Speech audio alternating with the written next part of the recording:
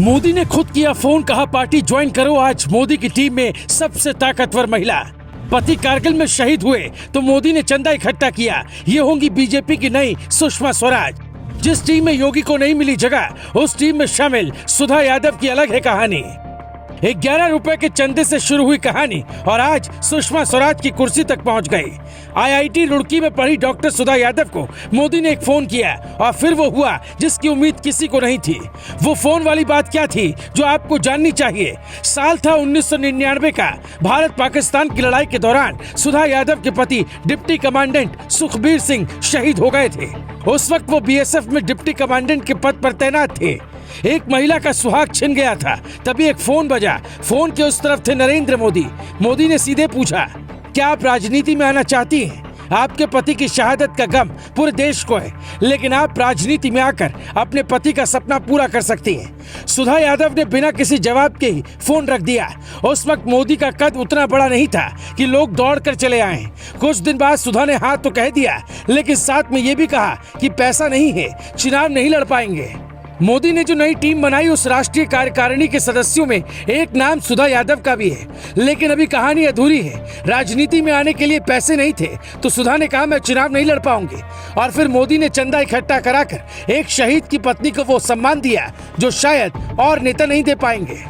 ज्यादातर लोग यही समझते हैं कि अमित शाह की रणनीति ज्यादा अच्छी है, पर उस वक्त यानी आज से 22 साल पहले मोदी ने ऐसी गजब की पॉलिटिक्स रची कि एक बड़ा नाम उस सुनामी में उड़ गया। सुधा यादव ने खुद एक इंटरव्यू में बताया, नरेंद्र मोदी ने मुझसे कहा था कि जिनके सामने आप चुनाव लड़ रहे हैं वो रॉयल फैमिली से, आप जाइए और अपने परिवार के लोगों से और क्षेत्रीय लोगों से मिलिए। उन्होंने कहा कि इसके बाद आप 3 और लोगों से मिलिए।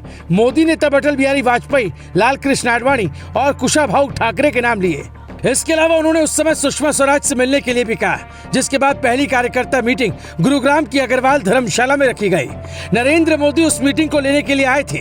उन्होंने वहां अपने भाषण में कहा, एक वोट से सरकार गिरी थी और यही वो वोट है जो हमें जीतना है। मोदी ने इस मीटिंग में साफ कर दिया था कि जिनको हम चुनाव लड़वा रहे हैं उनके पास इतनी पूंजी नहीं है, तो हम सभी को मिलकर चुनाव लड़वाना होगा। मैं अपने 11 रुपए का योगदान इस बैन को चुनाव लड़ने में योगदान के रूप में दे सकता हूँ। आधे घंटे के अंदर वहां लाखों रुपए जुट गए। आखिरकार ये मेहनत रंग लाई, सुधा चुनाव जीत गई। ये चुनाव बीजेपी के लिए एक बेहद खास भी था। पार्टी चाहती थी कि सुधा महेंद्रगढ़ की लोकसभा सीट से BSF के डिप्टी कमांडेंट शहीद सुखबीर सिंह यादव की पत्नी के तौर पर चुनावी मैदान में उतरे। बीजेपी का ये दांव मास्टर स्ट्रोक साबित हुआ और सुधा यादव ने चुनाव में कांग्रेस के प्रत्याशी राव इंद्रजीत सिंह को 1,39,000 वोटों से हराया और साल 1999 से 2004 तक सांसद रही। लेकिन उसके बाद 2004 और 2009 के चुनाव में उन्हें जीत हासिल नहीं हुई। दोनों ही बार उन्हें चुनावी मैदान से खाली हाथ लौटना पड़ा।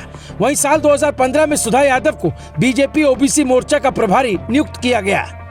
बीजेपी की रणनीति है उस वोट बैंक पर निशाना लगाना जो पार्टी का कोर वोटर नहीं है। यादवों का वोट लेने के लिए ये एक अच्छी कोशिश हो सकती है। बिहार में तेजस्वी यादव और यूपी में अखिलेश यादव के लिए सुधा यादव एक संकट बन सकती है।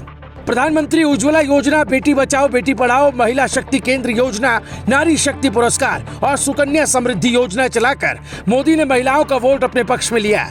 इसलिए उन्होंने अपनी टीम 11 में 2 महिलाओं को जगह दी है।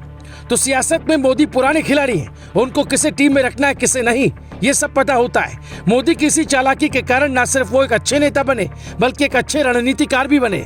नितिन गडकरी को हटाए जाने के बाद कुछ राजनीतिक जानकारों का दावा है कि मोदी को मुश्किल होगी, लेकिन लगता है उन्होंने मोदी का इतिहास नहीं पढ़ा। वो किसी को क्यों हटाते हैं और क्यों टीम में शामिल करते हैं, इसके पीछे एक बड़ी वजह है। Bureau report, global Bharat TV.